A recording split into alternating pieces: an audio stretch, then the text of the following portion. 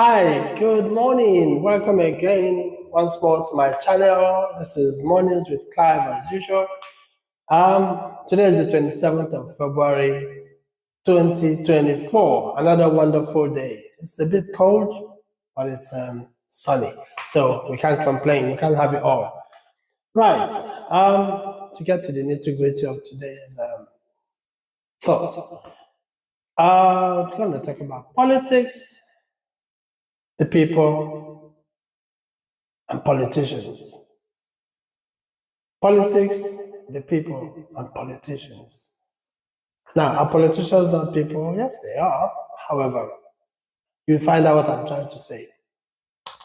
Okay, I've been watching the news recently, and it's quite appalling to see the kind of things that are going on in Nigeria right now. And not just Nigeria, the world as a whole. And I've come to the reasoning that politicians seem to not be people. There seem to be a different breed of people. And that's why I put it as people. We look at policies, we look at everyday goings on, what's happening around the world, the wars, the protests, and the way things are going for the ordinary person on the street. So I'm going to concentrate on the two countries I know best. Most likely, actually more likely to be Nigeria, really, because that's where things seem to be happening. That's very appalling. The UK and Nigeria. Let me go to Nigeria first. I've just been watching the news and I've been watching the protests, the demonstrations. People are crying. When the people start crying out for hunger at the government, when people are busy trying to find food, to wake up in the morning and not know what the day is going to give them, now that is not a good sign of good leadership. I was just watching the Abuja protests, watching the Lagos protests, and one thing is there, that for once in the life of that country, everybody is going through this hardship. Whether you voted for the government, whether you didn't vote for the government, everybody is going through this. But however, what amazes me is that there are even people who are still saying, yeah, be patient. There are people who, just because of selfish reasons, it's not that they're benefiting directly from the government, but just because they voted for this particular person, you know what? Yeah, he's still good enough to be there. Meanwhile, things are not working out for everybody. I heard about the man who shot his son dead because he ate the last food in the house. Now, it's almost like when people are trapped in a situation whereby there's no longer food in it. They experiment and put humans in the room, and you feed them, and suddenly there's no food, and they resort to cannibalism. That's what it equates to. That a man could pick up a gun and shoot his son just because he ate the last, or what he purported to be the last food in the house.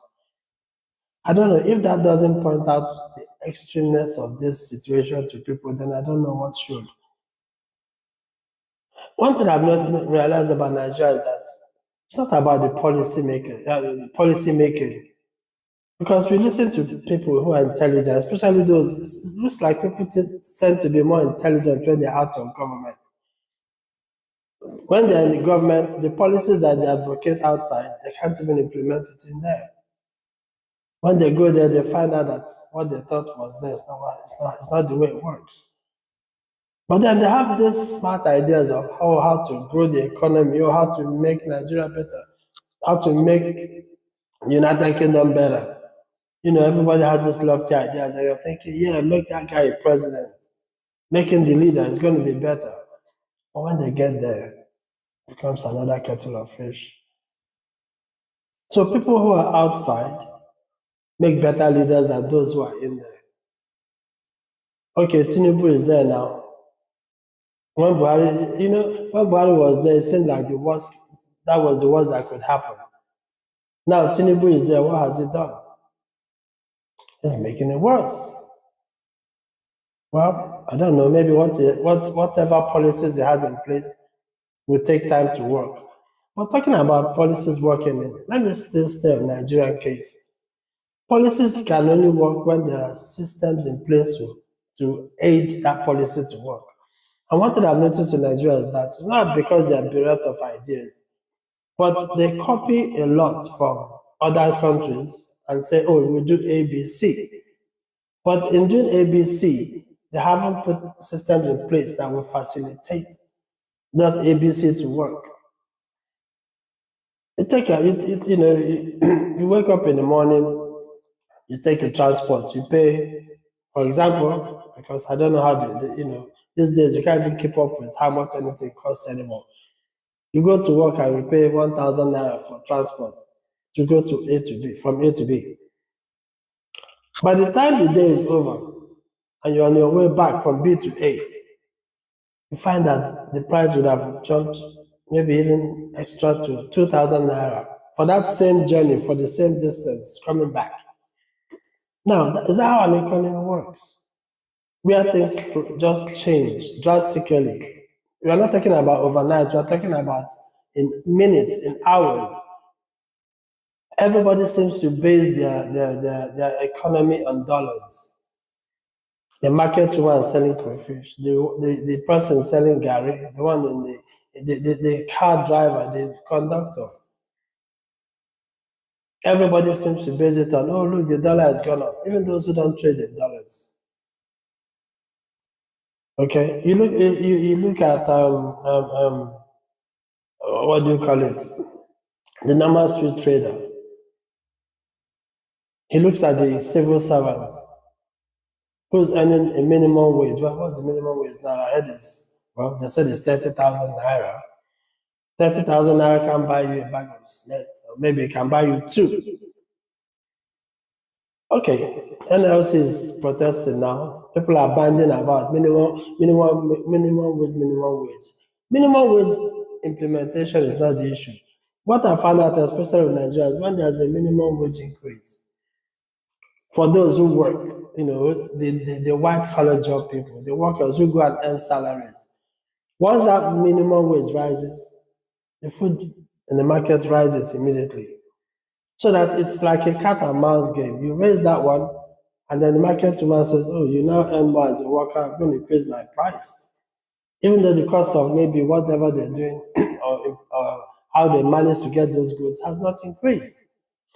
So look at it that way. It's almost like a vicious cycle that will never end, especially for Nigeria.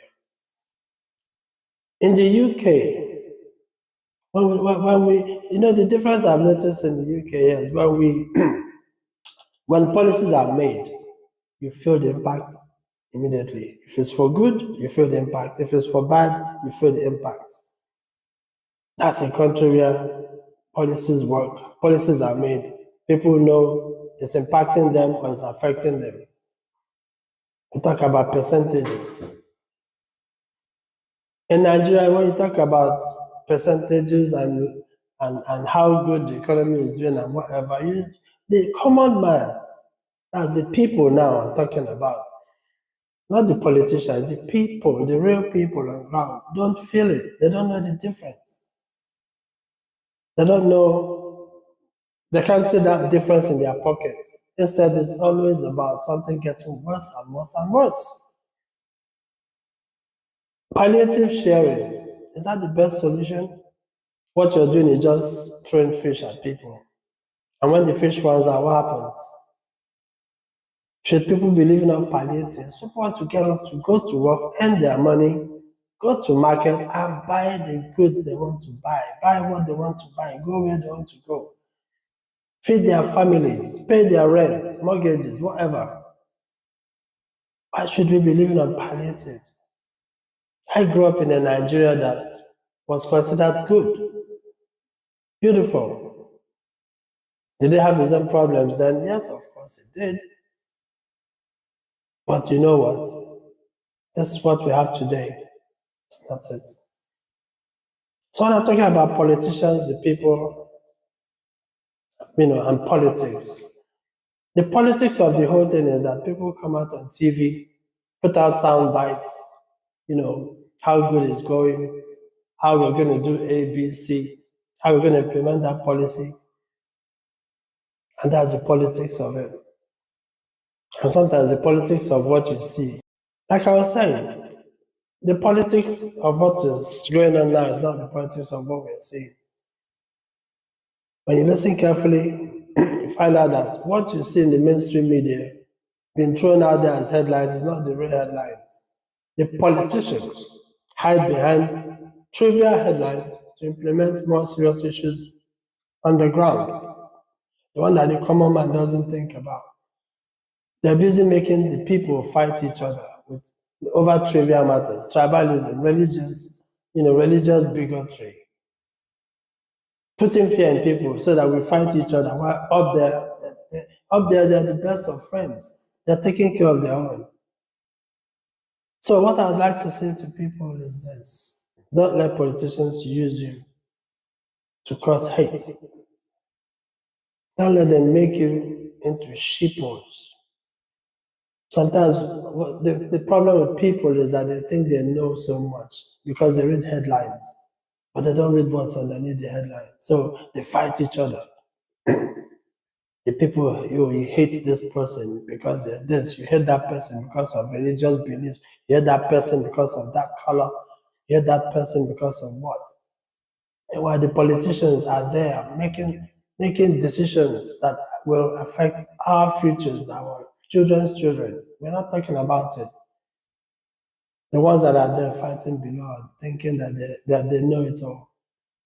We can do better, people. We can do better. Let us love one another. Let us, as the people, we have more power than the politicians. Let us come together and advocate for what will be best for us. For those of you in Nigeria, you know what? A time has come when you need to show that you, the people, have the power. You have the power to change things. You have the power to make governments sit up